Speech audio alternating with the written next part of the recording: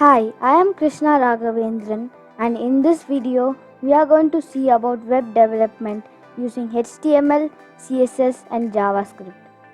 So to start coding you need a code editor or a text editor.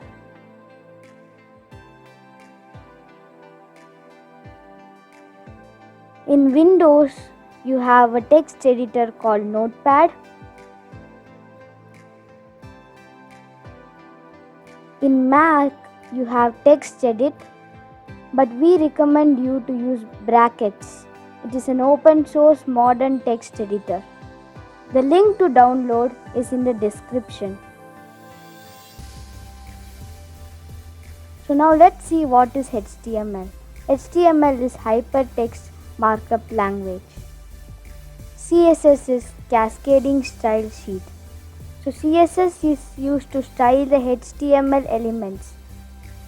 So for example, if you have written some text in HTML, you can change the background color, text color, etc. using Cascading Style Sheet or CSS. Next is JS or JavaScript. So JavaScript adds functionality to the web page. For example, if you have a button and if when it is clicked you want a message to be seen, you use JavaScript. So thank you for watching this video. In the next tutorial, we will learn how to create our first website. Remember to like,